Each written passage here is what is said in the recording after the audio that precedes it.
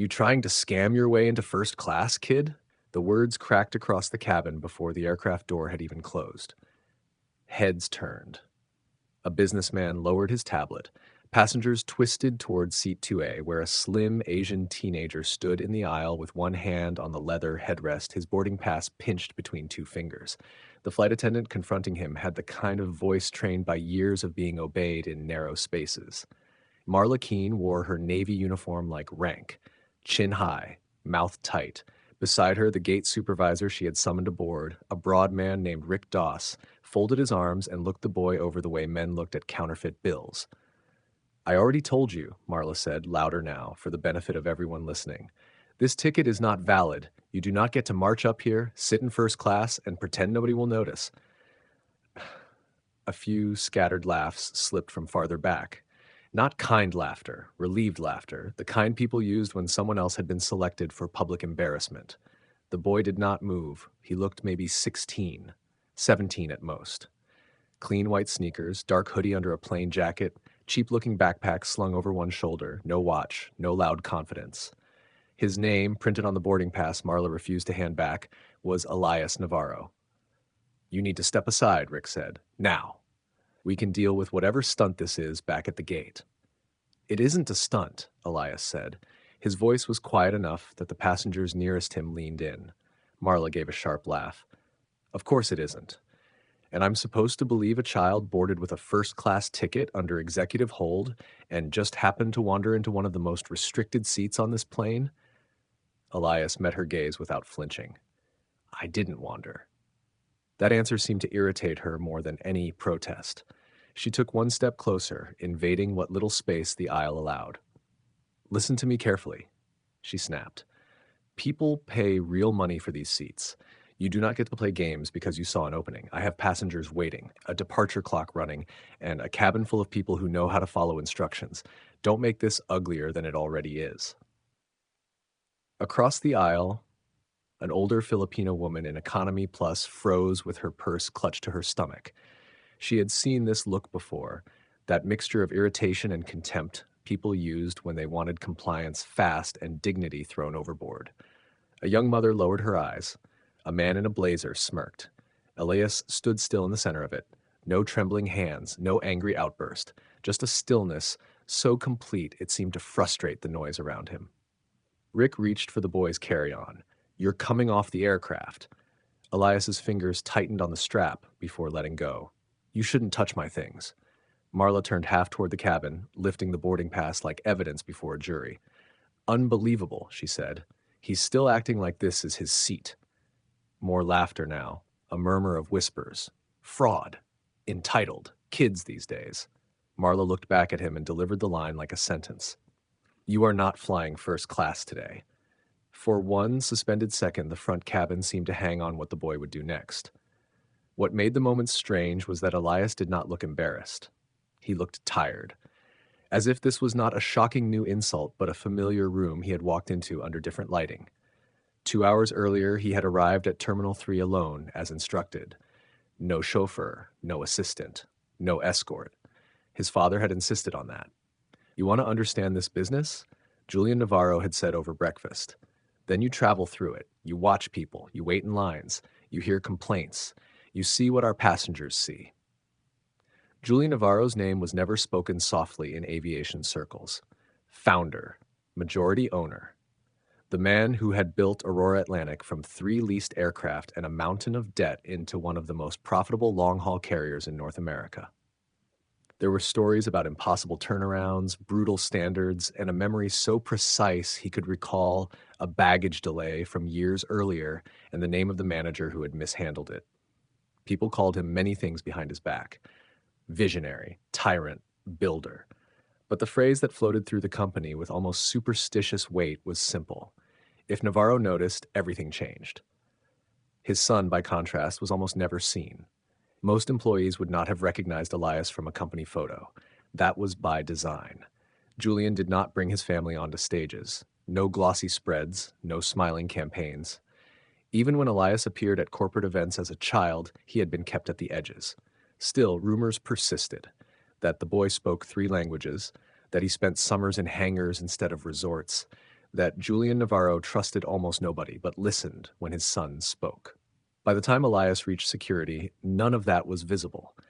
He was another teenager with a backpack and tired eyes, moving through crowds that treated him like a delay to be absorbed.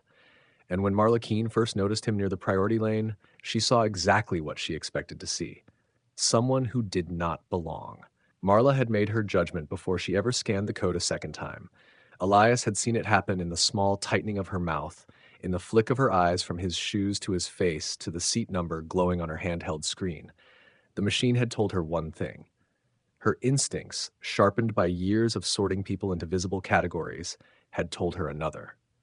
She chose her instincts. Executive hold, she had repeated at the gate, her tone edged with disbelief. Do you even know what that means? Elias had looked at the device in her hand. It means the seat was protected from reassignment. Rick, who had been standing beside the scanner like a wall in a blazer, gave a low chuckle. Hear that? He memorized the language. A few people in line smiled without meaning to, not because it was funny, but because public confidence was contagious. Marla wore certainty so aggressively that it pulled others into orbit. She angled the screen away from him. This booking has irregular flags attached to it. It was issued this morning, Elias said. That doesn't help you. It might help you. Her expression hardened. Excuse me? It might explain the flags. He had said it without attitude. That was the part that bothered her. No pleading, no indignation, no attempt to impress anyone. Just a calm answer placed between them like a document. Marla knew the normal rhythms of guilt. Guilty passengers over-explained. Guilty passengers smiled too much or got too loud too fast. Elias did none of those things, and somehow that only made her more determined to force a crack in him. Behind him, the priority lane thickened with waiting travelers. A silver-haired consultant glanced at his watch. A young couple whispered to each other. An older porter pushing a wheelchair paused, then lowered his eyes with the practiced resignation of someone who already knew how these stories usually ended. Marla took the boarding pass from Elias's hand and scanned it again. The machine chimed acceptance. Her jaw flexed. Rick noticed. What's it saying? She lowered her voice, though not enough. It's resolving valid. Then what's the problem? Asked the silver-haired man, irritated now that the delay had reached him. Marla straightened, reclaiming command. The problem is that validity and authorization are not always the same thing, sir. That sounded official enough to quiet him. Elias watched her thumb through internal notes. One line had triggered the whole thing. Authorization override, owner desk. He knew exactly what it was. His father's assistant had used the executive desk to place him discreetly in first class on the overnight route to London, then flagged the record to keep the seat from being traded away. Julian Navarro had not wanted his son coddled. He had wanted him observed. The ticket was access. First class let Elias watch the service chain at its highest level, where polish sometimes hid the deepest rot. But the phrase owner desk inside a teenage passenger's file looked suspicious to someone already looking for permission to distrust him. Marla held the pass up between two fingers as if it might stain her. Where did you get this? It was sent to me. By who? My father. Rick snorted. Of course. The couple behind Elias laughed under their breath. The sound was small, but it landed. Laughter was never about volume. It was about permission. Marla gave him a thin smile. And what does your father do? Elias glanced past her toward the jet bridge windows where ground crews moved under sodium lights. He works for the airline. This time even Rick smiled openly. Kid, half the people in this terminal work for the airline. Right, Marla said. Baggage, catering, ramp, call center. Pick a story and stick to it. Elias did not answer. That silence irritated her more than a lie would have. It denied her momentum. She wanted him scrambling, wanted apology, panic, something she could point to and say there, that's what I knew was under the act. Instead, he stood there, one hand on his backpack strap, as if delays were simply weather outside. Rowena Cruz, seated in 9C after a rushed standby clearance, had watched the entire gate exchange from a few yards away. She was a home care worker flying to Manchester to see a brother after a stroke. She knew the economy of humiliation intimately. How some workers spoke gently upward and sharply downward, how certain faces were treated as complications before they ever became people. She had expected the boy to be removed before boarding even began, but miracles, she knew, rarely survived staff embarrassment. Marla turned to Rick. Get operations. I want this verified above station level. Rick nodded and stepped away to make the call, grateful, almost eager. There was theater in these moments, and theater needed supporting actors. The line crawled. Passengers continued boarding around Elias now, some glancing openly, others pretending not to. The whispers changed shape the way they always did. First confusion, then assumption, then consensus. Probably doctored. Kids online know how to fake anything. Why would someone his age even buy first class? One man looked Elias up and down and said, not quietly enough, because some people think rules are for everybody else. Rowena's mouth tightened. She looked at the boy, waiting for anger, for shame, for the collapse she had seen so many times in grocery stores, clinics, schools, airports. She saw none of it, only patience, and beneath it something even steadier. Familiarity, as if he had been underestimated so often that surprise itself had long since worn out. When Rick returned, his expression had changed, sharpened. He leaned to Marla and murmured, "Operations says do not seat him until someone from corporate contacts the gate directly." Marla's eyes flashed with vindicated pleasure. Then she lifted her voice so the nearest rows could hear. "Well," Marla said, stepping fully into the aisle now, voice sharpened for the room, "that settles it. You're not authorized to sit here." The words cut clean. Final. Absolute. Rick folded his arms tighter. "We're removing you from the aircraft. Now." The cabin shifted with it. People leaned back, eyes turned away.